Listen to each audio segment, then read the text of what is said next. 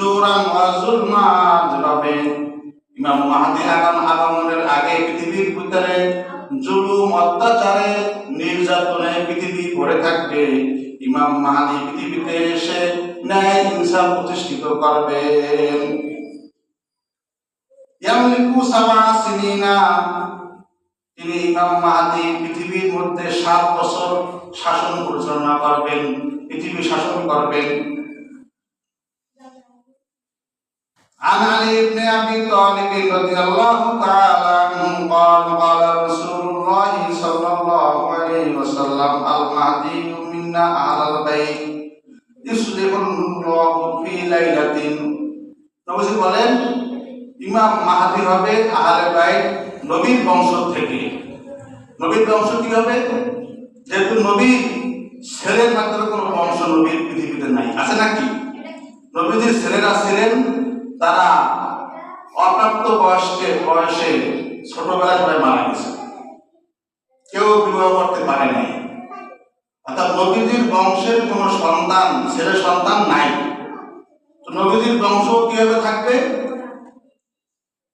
নবীজির মেয়ে ফাতেমা, তার মাধ্যমে নবীজির বংশ পৃথিবীতে এখনো আছে। অর্থাৎ ফাতেমার ছেলে ইমাম হাসান হুসাইন রাদিয়াল্লাহু, হাসান হুসাইন, এদের মাধ্যমে বংশ থাকবে। ইমাম মাহদী হবে ইমাম হাসান এর বংশ থেকে, আহলে বাইত থেকে। তাহলে আমরা বুঝতে পারলাম যে যারাই দাবি করুক না কেন ইমাম মাহদী, আগে দেখতে হবে নবীজির কথার সাথে তাদের কথা মিল আছে নাকি, ঠিক না বেটি? যে ইমাম মাহদীকে দাবি করলে আগে দেখবো সে কোন বংশের, সে নবীর বংশের কিনা, সে নবীর কি বংশের কিনা। এবং নবীজি আরো বলেন যে ইমাম মাহদীর নাম হবে মুহাম্মদ। নাম কি বলেন? মুহাম্মদ। আর ইমাম মাহদীর পিতার নাম হবে আব্দুল্লাহ। অর্থাৎ নবীজির পিতার নামের সাথে ইমাম মাহদীর পিতার নামের সাথে মিল থাকবে, নবীজির নামের সাথে ইমাম মাহদীর নাম মিল থাকবে। নবীজির নাম হবে নাম মুহাম্মদ, ইমাম মাহদীর নাম হবে মুহাম্মদ। নবীজির বাবার নাম আব্দুল্লাহ, ইমাম মাহদীর বাবার নাম হবে আব্দুল্লাহ। সাঈদ ইবনে মুসাইয়িব একজন বড় মাপের তাবিঈ ছিলেন। তাবিঈ বলা হয় সাহাবীদেরকে যারা দেখছেন, সাহাবী না কিন্তু সাহাবীদেরকে যারা কি দেখছেন তাদেরকে তাবিঈ বলা হয়, যারা সাহাবীদের ছাত্র। ইমাম সাঈদ ইবনে মুসাইয়িব তিনি বলেন যে আমরা একবার নবীজির স্ত্রী উম্মে সালমার নিকটে বসা। উম্মে সালমা নবীজির এক স্ত্রী, তার সামনে আমরা বসা। তো আমরা নবীজির স্ত্রীর নিকটে জিজ্ঞাসা করলাম যে ইমাম মাহদীর অবস্থা আপনি বর্ণনা করুন। আন সাঈদ ইবনে মুসাইয়িব কুন্না ইনদা উম্মে সালমা রাদিয়াল্লাহু তাআলা আনহা ফাতাযাকারনা আল মাহদী। আমরা মাহদী সম্পর্কে আলোচনা করলাম। ফাকালাত উম্মে সালমা সামি'তু রাসূলুল্লাহ সাল্লাল্লাহু আলাইহি ওয়াসাল্লাম। উম্মে সালমা বলেন আমি নবীর নিকটে শুনেছি ইয়াকুলু আল মাহদী মিন ওয়ালাদি ফাতিমা, মাহদী হবে ফাতেমার সন্তান, ফাতেমার বংশের। তার নাম হবে মুহাম্মদ, যেভাবে আমার নাম মুহাম্মদ, তার পিতার নাম হবে আব্দুল্লাহ, যেমন আমি মুহাম্মদের নাম আব্দুল্লাহ।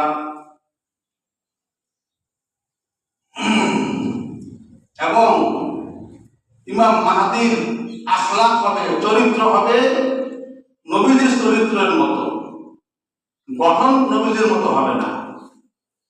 গঠন হবে নবীজির মতন হবে না, কিন্তু চরিত্র হবে ইমাম মাহদীর চরিত্র হবে নবীজির চরিত্রের মতো। তাহলে আমরা নবীজির হাদিসের মাধ্যমে জানতে পারলাম যে কিয়ামতের বড় বড় আলামত থেকে একটি আলামত হলো খুরুজে ইমাম মাহদী, ইমাম মাহদীর আগমন। যারাই ইমাম মাহদীর দাবি করবে, আগে আমরা দেখব নবীজির হাদিসের সাথে তাদের কথার মিল আছে কিনা। নবীজি সাল্লাল্লাহু আলাইহি ওয়াসাল্লাম বলেন যে ইমাম মাহদিকে খেলাফতের যোগ্য এক রাতে আল্লাহ তাআলা বানাই দেবেন। ইসলিহুল্লাহু ফি লাইলাতিন, আল্লাহ তাআলা ইমাম মাহদিকে এক রাতে খলিফা বানাই দেবেন, এক রাতে। এবং তিনি অন্য হাদিসে আছে যে কাবা শরীফের পাশ থেকে ইমাম মাহদি বলবে আমি ইমাম মাহদি, তখন সবাই তার হাতে বয়াত হবে, ইমাম মাহদির হাতে সকলে বয়াত হবে এবং চিনতে পারবে যে হ্যাঁ ইনি আসল ইমাম মাহদি। তো যারা বিভ্রান্ত করার জন্য এখনই ইমাম মাহদি দাবি করতেছে, আমরা দেখবো যে তার নাম কি, তার বাবার নাম কি, তার বাড়ি কোথায়। আরেকটি বিষয় আলোচনা হবে যে প্রতি বছর নতুন বছর আসে জানুয়ারি মাসে, ঠিক। এই জানুয়ারি মাসে সকলে 31st নাইট উদযাপন করে, যেটা সম্পূর্ণ খ্রিস্টানদের রীতিনীতি, কৃষ্টি কালচার, সংস্কৃতি, তাদেরই কথা। এটা সকল দেশে উদযাপন করে, মুসলমান দেশেও উদযাপন করে। মুসলমানেরা কেউ বুঝে উদযাপন করে, কেউ না বুঝে উদযাপন করে, নাচ গান করে, আনন্দ করে যে নতুন বছর আসলো। দেখেন আমাদের হিসাব হলো আরবি মাসের হিসাব, মুসলমানরা জানেই না কোন মাস থেকে আরবি মাস শুরু হয়। আরবি মাসের বছর, আরবি মাসের বছর কোন মাস থেকে শুরু হয় এটা কি অনেকে কি জানেই না। অথচ খ্রিস্টানদের জানুয়ারি মাস নতুন বছর শুরু হয়, সেখানে উদযাপন করে, নাচ গান করে, এটা খুব ভালো করেই জানে এবং করে। কিন্তু আসল যেটা আমাদের নিজস্ব, মুসলিমদের নিজস্ব যে রীতিনীতি, আরবি মাস কখন শুরু হয় এটা আমরা জানি না। মহরম মাস থেকে শুরু হয় আরবি মাস, আরবি বছর। আমরা খ্রিস্টানদের রীতিনীতি আমরা কেন গ্রহণ করব না? আল্লাহ তাআলা বলেন ইয়া আইয়ুহাল্লাযীনা আমানু লা তাত্তাখিযুল ইয়াহুদা ওয়ান নাসারা আউলিয়া বা'দুহুম আউলিয়াউ বা'দিন। আল্লাহ তাআলা সূরাতুল মাইদার ভিতরে বলেন 51 নম্বর আয়াতে ইয়া আইয়ুহাল্লাযীনা আমানু লা তাত্তাখিযুল ইয়াহুদা ওয়ান নাসারা আউলিয়া, হে ঈমানদারগণ তোমরা ইহুদি এবং খ্রিস্টানদের সাথে তাদেরকে তোমরা বন্ধু বানাইও না। বন্ধু কি বানাইও না। এখন মুসলমান বিপদে পড়লে সাহায্য চায় খ্রিস্টানদের কাছে, মিশরের বিপদে পড়লে সাহায্য চায় ইসরায়েলের কাছে, সৌদি আরব আমিরাত বিপদে পড়লে সাহায্য চায় আমেরিকার কাছে। কথা বলে না। আর আল্লাহ কি বলেন লা তাত্তাখিযুল ইয়াহুদা ওয়ান নাসারা আউলিয়া, তোমরা ইহুদি এবং খ্রিস্টানদেরকে বন্ধু বানাইও না। বন্ধু কি বানাইও না। আমাদের বন্ধু কারা? বিধর্মীরা। বিপদে পড়লে এদেরকে আমরা সাহায্যের জন্য আবেদন জানাই, তোমরা সাহায্য করো। আমেরিকা অস্ত্র বিক্রি করে সৌদি আরবের কাছে, ইউরোপ অস্ত্র বিক্রি করে মিশরের কাছে। তারা শর্ত লাগাই দেয় যে আমার এই অস্ত্র দিয়া কখনো তোমরা ইসরায়েলকে মারতে পারবা না। কি ব্যাপার? টাকা দিয়ে আমি কিনবো, এটা শর্ত মানা লাগবে। শর্ত কি?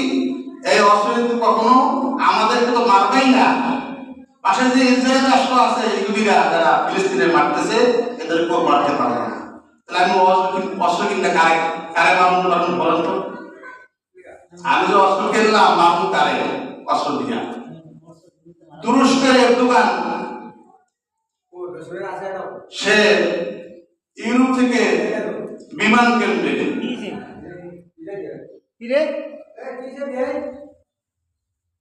তো শর্ত লাগাইছে যে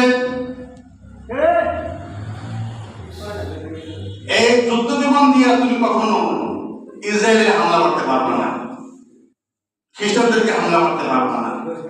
তখন তুরস্ক বলেছে যে আমি টাকা দিয়া যুদ্ধ বিমান কিনব, আমার যারা শত্রু তাকেই মারব, সে দেখবো টাকা দিয়ে কিনা তোমার শতাংশ কেন মানব?